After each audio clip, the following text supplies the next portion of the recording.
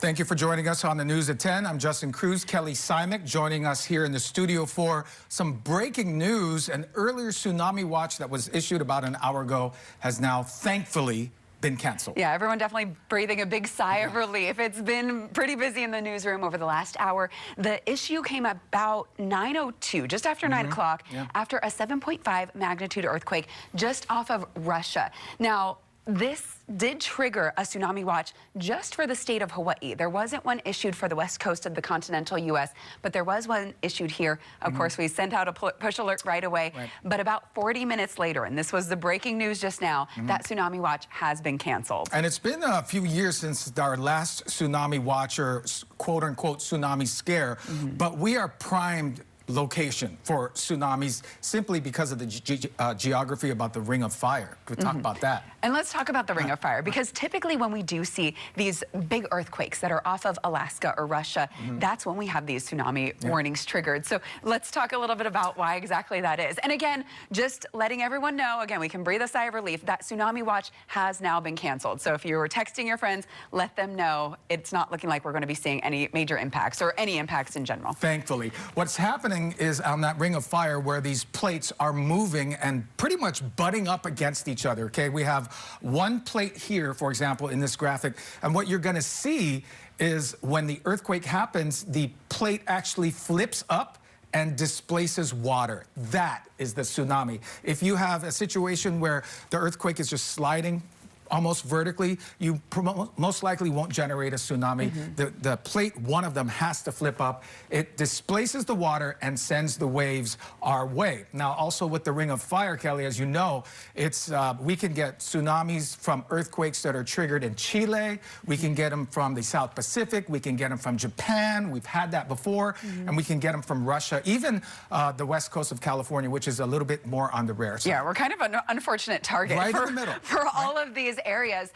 Now, what's interesting, again, the tsunami was just generated, or the potential for that. The forecast models that they were looking at only showed that energy potentially coming to Hawaii. So it really depends on exactly where that is, on exactly how those plates are shifting. Now, again, after looking at more of the data, they realized that it wasn't going to be an issue for us. But it just goes to show, you know, depending on where it's at, it doesn't necessarily make a difference, even though whether it's up here or over here, it could still have a direct impact directly towards us. And it's a phenomenon that is completely unpredictable. I mean, it can happen all year long, any time of the day or night.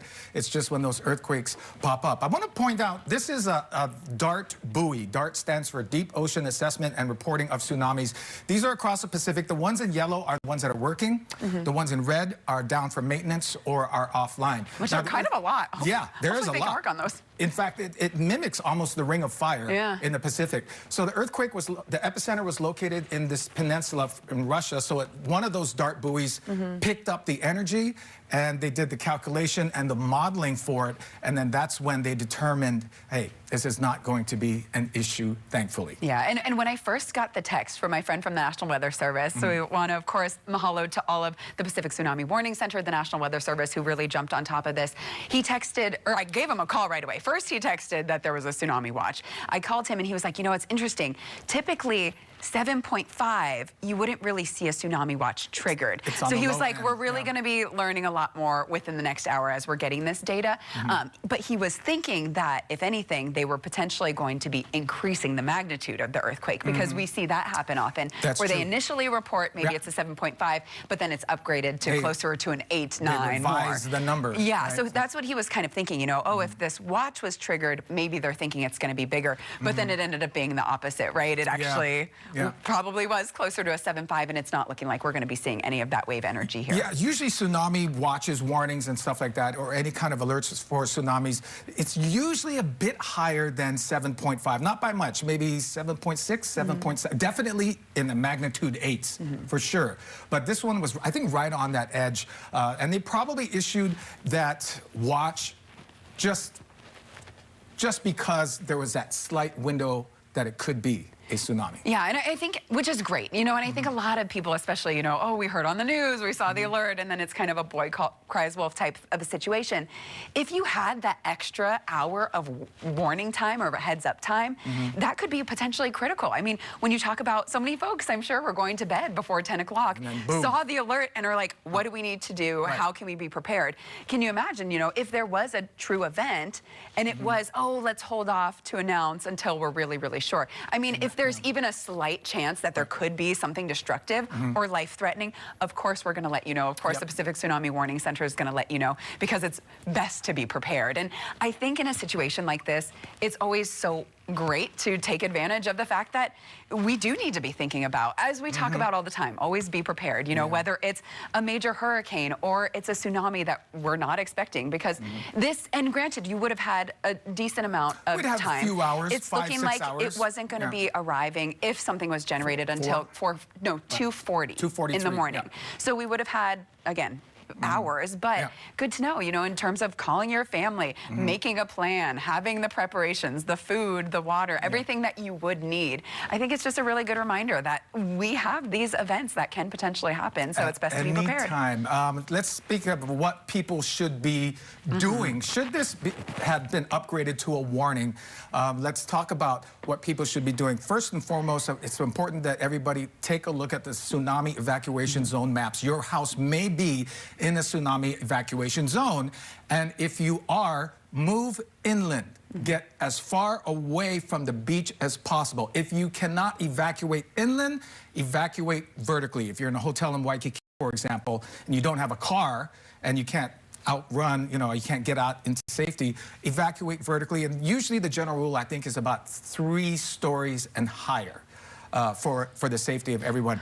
Do not, by the way, it's too late to buy toilet paper. Don't go out and buy supplies. Really, the key in this type of natural disaster is to, number 1, be prepared, and number 2, evacuate away from the water. Yeah, and again, with a situation like this, it's when it is just hours, or you just have this short amount of time. At the end of the day, you just want to make sure you and your family, you're protecting your livelihood and making sure that you are able to be alive, because if there was a major tsunami, that could potentially be extremely destructive. But again, that's why, especially in a situation like this, when it comes to the toilet paper, the preparation, but this is a good reminder to have those things ready. And I also want to say in closing also that even though this threat is over, there could be another earthquake at any time. It could be later tonight. I mean, the ground is still a bit unstable. So be prepared and just know it could happen again.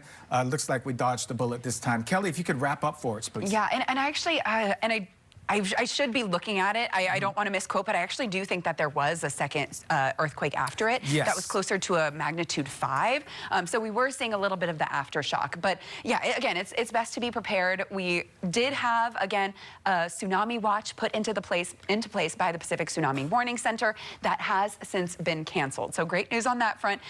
So everyone can breathe a little bit of a sigh of relief, but keep those phones on loud, stay alert. And this is just a good reminder to always be prepared. Again, a 5.7 or a 7.5 magnitude earthquake did happen just off of the coast of Russia. We'll continue to keep you updated. Again, Hawaii's weather source right here. The team did rally together. We had a few people run in from, they were out on the town this weekend, but we're working for Hawaii, giving you the latest. And luckily, the latest is that tsunami watch has been canceled. All right, Justin, back over to you.